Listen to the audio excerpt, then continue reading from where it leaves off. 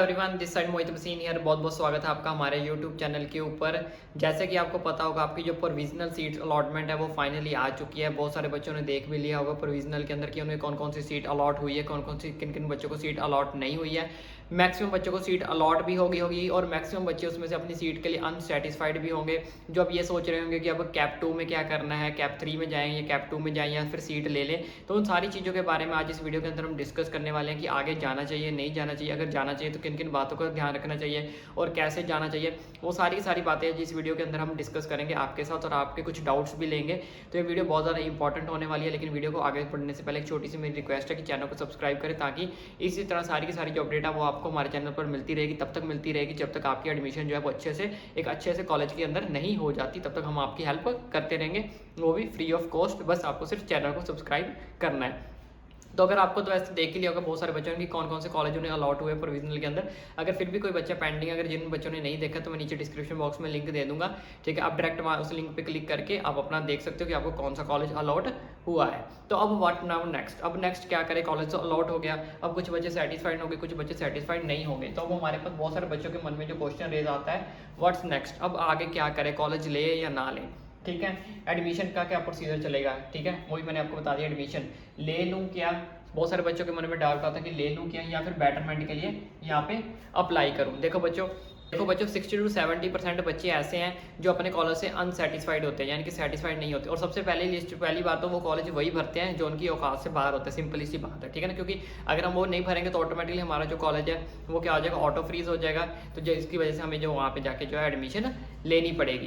तो यहाँ पे अब क्या है, हमें कैप राउंड 2 के लिए अगर अप्लाई करना है तो हमारे पास दो ऑप्शन होते हैं, ठीक है। या तो कॉलेज अलॉट हो गया, या तो एडमिशन ले लो, या फिर हमें बेटरमेंट के लिए अप्लाई कर लो। देखो मैं सिंपली सी बात बोलूँ कि अगर आप कॉलेज से 5% भी अनसेटिस्फाइड हो ना, 5% भी, तो यहाँ मैं लिख भी देता हूँ, अगर आप कॉलेज से 5% भी अनसेटिस्फाइड हो तो आप चुपचाप किसके लिए चले जाओ, बेटरमेंट के लिए चले जाओ। इसमें कोई दिक्कत परेशानी वाली बात नहीं होती है, कोई रिस्क वाली बात नहीं है, कुछ नहीं है, सब कुछ नॉर्मल चलेगा। और आप बेटर कॉलेज भी जो है इसके अंदर पा सकते हो। ऐसे कोई कंपलसरी नहीं होता कि हमेशा जो फर्स्ट राउंड में हमें जो कॉलेज मिला है वही बेटर है, राउंड 2 राउंड 3 के अंदर भी बेटर कॉलेजेस मिल सकते हैं। बस इसमें आपको क्या, अगर आपको बेटरमेंट के लिए अप्लाई करना है तो आपको जो है वो 1000 रुपीज़ जो है वो फ़ी पे करनी पड़ेगी। अगर आप 1000 रुपीज़ फ़ी पे नहीं करते हो तो आपको या तो फिर कॉलेज के अंदर जो आपको अलॉट हुआ है वो एडमिशन लेनी पड़ेगी, या फिर अगर आप बिना एडमिशन के करते हो और वहाँ पे रिपोर्टिंग भी नहीं करते हो उस कॉलेज के अंदर, तो आपको जो है अलॉटमेंट से, यानी कि पूरी काउंसलिंग से क्या हो जाओगे, बाहर हो जाओगे। तो इस चीज़ का आपने जो ध्यान रखना है। मैं तो आपको यही सजेस्ट करूंगा कि अगर आप 5% भी अनसेटिस्फाइड हो, कि जो आपको कॉलेज लग रहा है कि मन में डाउट चल रहे हैं कि नहीं जाना है, ठीक है, जाना चाहिए या नहीं जाना चाहिए, तो आप बेटरमेंट का ऑप्शन जो है वो चूज़ कर सकते हो, ठीक है। 80 to 70% जो बच्चे हैं, 70 to 80% जो बच्चे हैं वो बेटरमेंट का ऑप्शन जो है वो चूज़ करते हैं। तो इसमें आपको मन में कोई इतना डाउट रखने वाली बात नहीं है। हाँ, अगर आप कॉलेज से 100% सेटिस्फाइड हो या फिर 99% भी सेटिस्फाइड हो, ठीक है, तो आप आराम से उस कॉलेज के अंदर एडमिशन ले लो। फिर कोई दिक्कत परेशानी वाली बात नहीं। अगर आपके पेरेंट्स सेटिस्फाइड, आप खुद सेटिस्फाइड हो, तो आप जाके आराम से एडमिशन ले सकते हो वहाँ पे।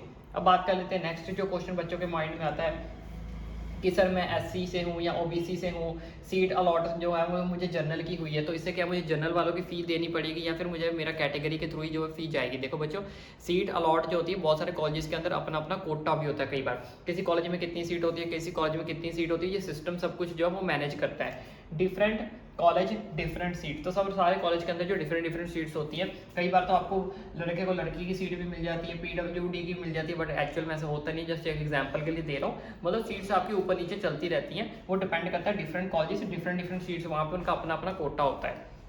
वो सब कुछ जो है सिस्टम मैनेज करता है। जहाँ पे आप जब काउंसलिंग करते हो, अपनी जो आप लिस्ट डालते हो, वो सिस्टम अपने आप उस चीज़ को क्या करता है, पिक करता है। तो इसमें आप कुछ नहीं कर सकते। और रही बात फ़ी की, यहाँ पे मेन डाउट हमारे पास जो आता है फ़ी का, क्या सर हमें फ़ी जो है वो कितनी पे करनी पड़ेगी, अब वो जनरल वालों की ही पे करनी पड़ेगी। तो ऐसा नहीं है, जो आपका कोटा है, जो आपने डॉक्यूमेंट्स फिल किए हैं, वही डॉक्यूमेंट के बेस के ऊपर ही आपका जो है वो आपको जो है एडमिशन फ़ी, जो आपकी ट्यूशन फ़ी जो भी है वो आपको वही पे करनी पड़ेगी। आपको एक्स्ट्रा फी जो है वो पे नहीं करनी पड़ेगी, ठीक है, चाहे आपको कोई भी सीट अलॉट हुई है। वैसे ऐसा होता नहीं है, बहुत कम चांसेस है कि ऐसा हो कि किसी दूसरे बंदे को दूसरी सीट अलॉट हो जाए। इन केस ऐसा हुआ भी है अगर किसी केस के अंदर, तो ये मैंने आपको ऑलरेडी बता दिया, सब कुछ सिस्टम वर्क करता है। तो उसके अंदर आपको कोई घबराने की जरूरत नहीं। अगर आपके सारे डॉक्यूमेंट सही हैं, ठीक है, अगर आपको अपना कैटेगरी का बेनिफिट मिला हुआ है, ठीक है, आपके सारे डॉक्यूमेंट सही हैं, तो आपको कैटेगरी की जो आपकी फ़ी है वही आपको जो है पे करनी पड़ेगी। आपको जनरल वाली फ़ी जो है वो पे नहीं करनी है। और इसके साथ साथ एक और चीज़ क्लियर कर देता हूँ उन सारे बच्चों के लिए जो बेटरमेंट के लिए अप्लाई करना चाहते हैं। देखो बच्चों, जल्दबाजी मत करो, हमारे पास बहुत टाइम है, इनफ टाइम है। एक बार अपने ठंडे दिमाग से सोचो कि जो भी कॉलेज आपको अलॉट हुआ है उसमें क्या क्या बेनिफिट है, क्या लॉस है, क्या वो कॉलेज आपके लायक है या नहीं है। तो उन सारी चीज़ों को आपने क्या करना है, सोच समझ के उस चीज़ को अपने माइंड के अंदर सोच के टाइम लेके फिर उस चीज़ को डिसाइड करना है कि मुझे बेटरमेंट की तरफ जाना चाहिए या नहीं जाना चाहिए। हाँ, अगर आपके मन में डाउट्स चल रहे हैं तो आप बेटरमेंट की तरफ जाओ, फिर ऑप्शन चूज़ करो। और ऑप्शंस भी एकदम से सडनली इमीडिएटली जो आपने चूज़ नहीं करना, क्योंकि पिछले साल भी बहुत सारे ऐसे केसेस आते थे जो एकदम से सडनली ऑप्शन चूज़ कर लेते थे, वो ऑप्शन गलत हो जाता था। तो आपको ऑप्शन चूज़ नहीं करना है। मैं भी आपको बताऊँगा कि आपको ये बेटरमेंट कैसे करनी है, कैसे नहीं करनी है। इवन और सब बहुत सारे यूट्यूबर्स भी हैं जो इस चीज़ के बारे में बताएंगे। तो मैं ये नहीं कहूँगा कि आप सिर्फ मेरे से ही देखो, किसी और यूट्यूब से भी अगर आपको इन्फॉर्मेशन मिलती है तो आप वहाँ से इन्फॉर्मेशन लेने के बाद ही बेटरमेंट के लिए अप्लाई करें। अकेले अगर आपको खुद से मन से सारा कुछ करना आता है तभी आप अप्लाई करें, वरना छोटी मोटी गलती भी आपको बहुत ज़्यादा नुकसान पहुँचा सकती है। तो आप किसी से गाइडेंस लेने के बाद ही, वीडियो देखने के बाद ही, या फिर किसी से नॉलेज लेने के बाद ही जो बेटरमेंट के लिए अप्लाई करें। ट्यूटोरियल ले ले अच्छे से, किसी का ट्यूटोरियल वैसे मैं आपको दे दूंगा, ठीक है। अगर आप किसी और का देखना चाहते हो किसी और का देख लो। मतलब कहने का मतलब ये है कि आप पूरे ट्यूटोरियल देखने के बाद ही बेटरमेंट के ऑप्शन की तरफ जाएं। बाकी जाना किस लिए मैंने आपको बता दिया। कॉलेज में डाउट है तो चले जाओ, नहीं डाउट है, सेटिस्फाइड हो तो आराम से एडमिशन ले लो। अब बात कर लेते हैं नेक्स्ट, सर कॉलेज ही अलॉट नहीं हुआ। देखो, कॉलेज तो अलॉट नहीं हुआ, इसके दो केसेस होते हैं। पहला तो आपने जो तो काउंसलिंग अच्छे से नहीं की, या फिर जो आपने प्रेफरेंस लिस्ट बनाई थी अपने कॉलेजेस की वो अच्छे से नहीं बनाई थी, ठीक है। दूसरा रीजन आपका क्या हो सकता है कि आपको कोई चलो प्रॉब्लम थी, आपको याद नहीं रहा, आपने काउंसलिंग नहीं की, ठीक है, डेट मिस हो गई, तो ये सब रीजन हो सकते हैं। तो उसके लिए आपको टेंशन लेने की जरूरत नहीं है, ठीक है। अगर आपकी कॉलेज की अलॉट नहीं हुआ है, अगर आपको लगता है कि मेरे से कोई गलती हो गई थी, तो उसको सेकंड राउंड के अंदर वो गलती अगर आपकी कोई है उसको आप ठीक कर सकते हो, उसमें आपको कोई दिक्कत परेशानी वाली बात नहीं है। लेकिन किसी को आराम से पूछ के अच्छे से नॉलेज करने के बाद ही वो चीज़ को ठीक करना, दोबारा अगेन मतलब वही मिस्टेक मत कर देना। तो कैप 1 में काउंसलिंग नॉट पार्टिसिपेट, अगर आपने पार्टिसिपेट ही नहीं किया तो कोई टेंशन वाली दिक्कत परेशानी वाली बात नहीं है। आप कैप 2 के अंदर इजीली जो है आराम से पार्टिसिपेट आप कर सकते हो, ठीक है। तो अब बात करते हैं नेक्स्ट बेटरमेंट फी। अब कुछ बच्चों के ये मन में डाउट रहता है कि सर जो बेटरमेंट की ये फी देनी है हमने 1000, तो अगर इन केस हमें कॉलेज अलॉट हो जाता है तो ये रिफंडेबल है, ठीक है। जैसे मैंने आपको बता दिया इसकी 1000 रुपीज़ फी है। अब कुछ बच्चे ऐसे हैं जो बाहर से काउंसलिंग करवाते हैं या किसी अदर पर्सन से करवाते हैं, तो आपसे वो ज़्यादा चार्जेस भी ले लेते हैं। तो ऐसा कुछ नहीं है, जो उनकी फीस है अपनी ऑफिशियल वेबसाइट के ऊपर वो कितनी है, 1000 रुपीज़ है। तो आप इस चीज़ का ध्यान रखें, क्योंकि अगर आप किसी थर्ड पर्सन से काउंसलिंग करवाते हो या ये चीज़ करवाते हो तो वो आपसे ज़्यादा चार्ज भी कर सकते हैं। तो इस चीज़ का जो ध्यान है आपको रखना है, क्योंकि ऑफिशियल वेबसाइट पे जो चार्जेस है वो 1000 रुपीज़ ही है, और जो कि आपके नॉन रिफंडेबल है, ये आपके वापस नहीं होंगे, ठीक है।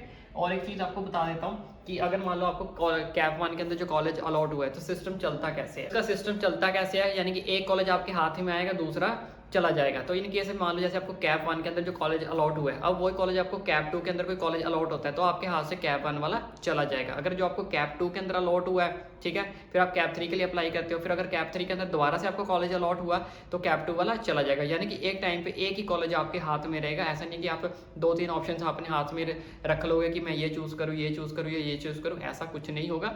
एक टाइम पे एक कॉलेज ही आपके हाथ में रहेगा।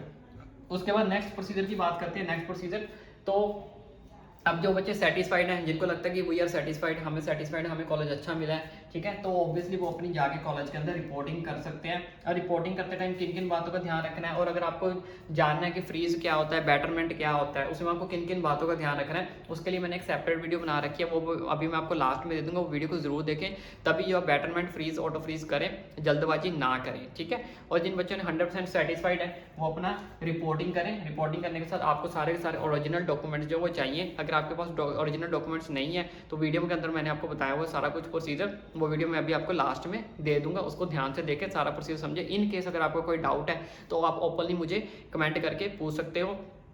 और क्या इसकी जो शेड्यूल है वो मैं आपको सारा का सारा शेड्यूल है, अपडेटेड शेड्यूल जो नया आया है वो मैं आपको, हमारा टेलीग्राम चैनल है वहाँ पे आपको मिल जाएगा, जिसका लिंक आपको नीचे डिस्क्रिप्शन बॉक्स में मिल जाएगा। तो जाइए फटाफट टेलीग्राम को भी ज्वाइन कर लीजिए।